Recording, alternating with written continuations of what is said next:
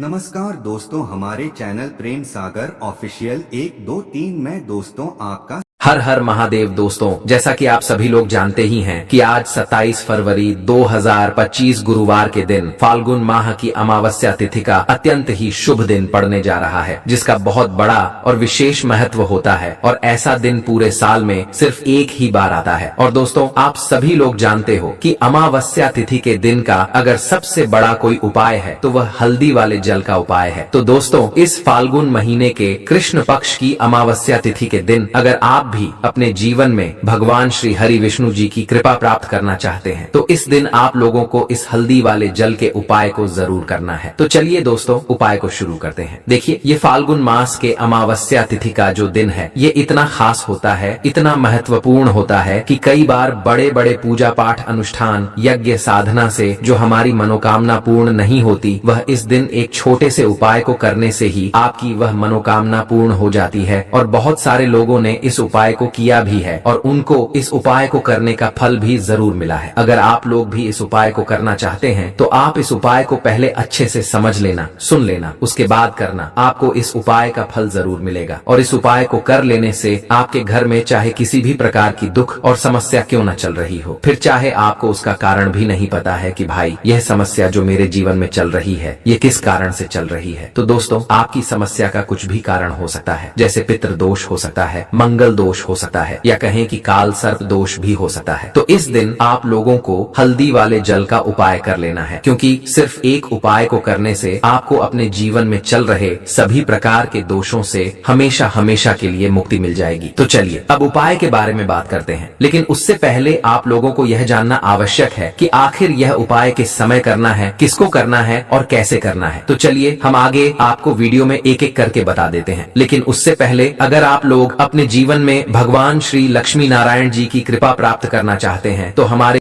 जय श्री लक्ष्मी नारायण जरूर लिख देना। तो दोस्तों, इस हल्दी वाले उपाय को हमें 27 फरवरी 2025 फाल्गुन अमावस्या तिथि को कैसे करना है, किसको करना है, किस समय करना है और कहां पर करना है, यह सारे सवालों के जवाब आपको इस वीडियो में मिल जाएंगे। तो दोस्तों, चलिए सबसे पहले हम यह जान लेते हैं कि आखिर इस हल्दी वाले उपाय को करना किसको है। तो देखो, घर की जो बड़ी माताएं बहनें होती हैं, उन माताओं बहनों में से कोई भी एक बड़ी माता बहन इस वाले उपाय को कर सकती है। और दोस्तों, अगर आप चाहे तो अपने घर में से सभी सदस्यों को भी इस उपाय को करवा सकते हैं। वहीं अगर किसी व्यक्ति की खुद की कोई मनोकामना है, खुद की कोई दुख और परेशानी है जिसके लिए वह यह उपाय करना चाहता है, तो वह खुद अपने लिए भी कर सकता है। बाकी अगर कोई घर में से ऐसा है जो कि अपने पूरे घर परिवार की सुख और शांति के लिए यह वाला उपाय करना चाहता है, तो भाई वह भी कर सकता है, उसमें भी कोई दिक्कत वाली बात नहीं है। कहने का मतलब ये है कि इस उपाय को हर एक सदस्य भी कर सकता है और पूरे घर परिवार के सदस्य के लिए घर की बड़ी माताओं बहनों में से कोई एक माता बहन भी कर सकती है। माताएं बहनें अगर घर में उपस्थित ना हो या वह यह वाला उपाय ना कर पा रही हो तो फिर घर का कोई भी बड़ा सदस्य इस हल्दी वाले उपाय को कर सकता है, चाहे फिर वह पुरुष ही क्यों ना हो, उसमें कोई भी दिक्कत वाली बात नहीं है। अब दोस्तों,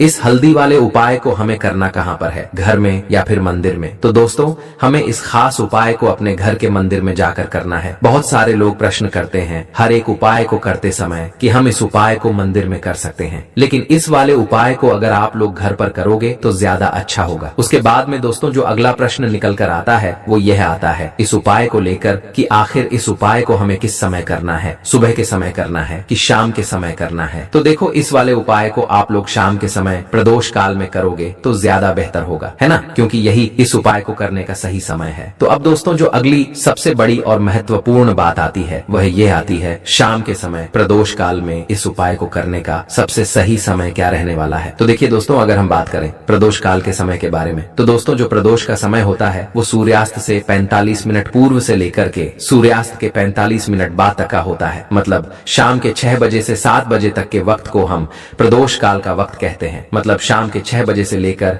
7 बजे के बीच का जो समय होता है यह समय प्रदोष काल का समय होता है। लेकिन अगर किसी कारणवश आप इस समय के अंतराल में इस उपाय को नहीं कर पाते पाते हैं तो भी कोई दिक्कत वाली बात नहीं है, क्योंकि यह फाल्गुन माह के अमावस्या तिथि का दिन पूरे साल में सिर्फ एक बार ही आता है। ऊपर से यह अमावस्या कुल 149 सालों बाद आई है, तो आप इस उपाय को मध्य रात्रि से पूर्व तक भी कर सकते हैं। इसमें भी कोई दिक्कत वाली बात नहीं है, ठीक है ना। आपको इस उपाय को करने का फल अवश्य ही मिलेगा। दोस्तों, अगर आपके जीवन में दुर्भाग्य लगातार बना हुआ है, आपकी किस्मत अगर आपसे रूठी हुई चल रही है, अगर आपके जीवन में लगातार कोई ना कोई विपत्ति आती ही जा रही है, कोई ना कोई ऐसे ग्रह नक्षत्र का बुरा प्रभाव अगर आपके जीवन में लगातार बना हुआ है, जिनकी वजह से आप कोई भी अपना कार्य नहीं कर पा रहे हैं, ना ही आप अपना व्यापार शुरू कर पा रहे हैं, ना ही आपको अच्छी नौकरी मिल पा रही है, ना ही आपको जीवन में काम धंधे की प्राप्ति हो पा रही है, मतलब कि यदि आपके किसी भी कार्य में आपको सफलता नहीं मिल पा रही है, तो पूज्य गुरुजी ने कहा कि आपके इन सभी समस्याओं का सिर्फ एक समाधान है, जिसे आपको इस गुरुवार अमावस्या तिथि के दिन करना है। तो चलिए जानते हैं इस विशेष उपाय के बारे में। दोस्तों, इस वीडियो को आप ध्यान से सुनिए। सबसे पहले इस अमावस्या तिथि के दिन एक काम जरूर करें। जब भी सुबह उठें, अपने स्नान के जल में थोड़ी सी हल्दी मिला लें। अगर आप यह उपाय शाम को कर रहे हैं और स्नान संभव नहीं है, तो गंगा जल में थोड़ी सी हल्दी मिलाकर उसकी कुछ बूंदें अपने ऊपर छिड़क लें। पंडित जी ने कहा है कि हल्दी वाले जल से स्नान करने से दुर्भाग्य दूर होता है, सोई हुई किस्मत जाग जाती है और सौभाग्य में वृद्धि होती है। अब जानते हैं गुरुजी द्वारा बताए गए अगले खास उपाय के बारे में। यदि आपके जीवन में आर्थिक संकट बना हुआ है, धन की समस्या लगातार बनी रहती है, आपको बहुत मेहनत करने के बावजूद भी पैसे में बरकत नहीं हो रही है, तो आज रात सोने से पहले यह चमत्कारी हल्दी का उपाय जरूर करें। देखिए, दीपक हमारे घर की नकारात्मक ऊर्जा को दूर करता है। यह उपाय साल में केवल एक बार किया जाता है और सिर्फ फाल्गुन अमावस्या तिथि पर ही इसे करना चाहिए, इसलिए इसे ध्यान पूर्वक समझें। इस उपाय के लिए आपको एक दीपक लेना होगा। यह दीपक मिट्टी का भी हो सकता है, या यदि आपको शुद्ध आटे का दीपक बनाना आता है तो आप आटे का दीपक भी तैयार कर सकते हैं। अब इस दीपक में सरसों का तेल डालकर लंबी बाती लगानी है और इसमें एक चुटकी हल्दी और एक चुटकी काले तिल डालने हैं। फाल्गुन अमावस्या के दिन यदि आप सरसों के तेल में तिल और हल्दी डालकर दीपक जलाते हैं, तो माता लक्ष्मी और भगवान श्री हरि विष्णु की विशेष कृपा प्राप्त होती है। अब सबसे महत्वपूर्ण बात यह है कि इस दीपक को रखना कहाँ है। आपको यह दीपक अपने घर की पूर्व दिशा में रखना है। पूर्व दिशा, जिसे इंग्लिश में ईस्ट डायरेक्शन कहते हैं, वहाँ किसी कोने में दीपक जलाकर रखें। इसके बाद भगवान लक्ष्मी नारायण का स्मरण करते हुए प्रार्थना करें, हे श्री लक्ष्मी नारायण, आज गुरुवार फाल्गुन माह कृष्ण पक्ष की अमावस्या तिथि के शुभ दिन से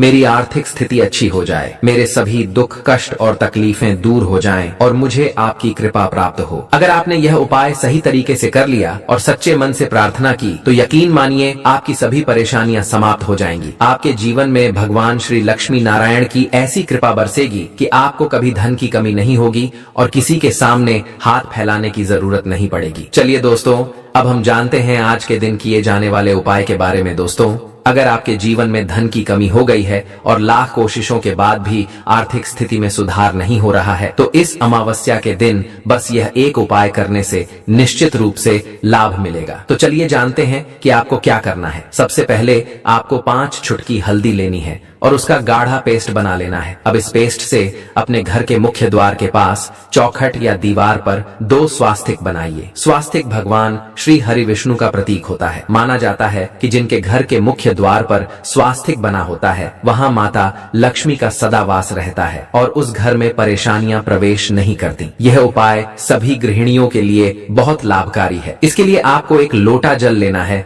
और उसमें थोड़ा सा गुड़ 1 या 2 टुकड़े डालना है। साथ ही उसमें 1 या 2 चुटकी शुद्ध पिसी हल्दी भी मिला लें। अब इस जल को अपने घर में माता तुलसी के पौधे के गमले में चढ़ा दें। जल चढ़ाते समय आपको ओम नमो भगवते वासुदेवाय या ओम धन दात्री नमः मंत्रों में से किसी एक का 11 से 108 बार जाप करना है। इसके बाद तुलसी जी के सामने बैठकर भगवान नारायण और माता तुलसी से प्रार्थना करें कि आपके जीवन में धन धान्य की बरकत बनी रहे और घर में शांति बनी रहे। यदि यह उपाय फाल्गुन अमावस्या के दिन किया जाए तो भगवान विष्णु और माता तुलसी का विशेष आशीर्वाद प्राप्त होता है, जो कई पूजा पाठ और अनुष्ठानों के बाद भी आसानी से नहीं मिलता। शास्त्रों में कहा गया है कि इस दिन माता लक्ष्मी की पूजा करने, गंगा स्नान, दान पुण्य और तुलसी जल का यह उपाय करने से साधक को उत्तम फल प्राप्त होते हैं। वहीं धन की प्राप्ति के लिए फाल्गुन महीने में में आने वाली कृष्ण पक्ष की अमावस्या तिथि पर कुछ विशेष उपाय किए जाते हैं। आज हम आपको इन्हीं उपायों के बारे में बताएंगे। दोस्तों, 27 फरवरी गुरुवार के दिन 149 वर्षों बाद एक अत्यंत दिव्य और दुर्लभ संयोग बन रहा है। इस दिन फाल्गुन अमावस्या पड़ रही है, जो इसे और भी महत्वपूर्ण बनाती है। इस दिन 4 बड़े योग बन रहे हैं: रवि योग, सर्वार्थ सिद्धि योग, अमृत सिद्धि योग, धन लक्ष्मी योग और नारायण योग। इन 5 योगों के कारण इस अमावस्या पर भगवान विष्णु और महालक्ष्मी की विशेष कृपा बरसने वाली है। यदि आप इस दिन चुपचाप बिना किसी को बताए तुलसी माता से जुड़ा यह उपाय कर लेते हैं तो आपके जीवन की सभी समस्याओं का समाधान हो सकता है। इस बार फाल्गुन कृष्ण अमावस्या के दिन कई शुभ योगों का निर्माण हो रहा है, जिनमें कुछ अत्यंत दुर्लभ योग भी शामिल हैं। शास्त्रों के अनुसार अमृत सिद्ध योग में अमावस्या तिथि का आना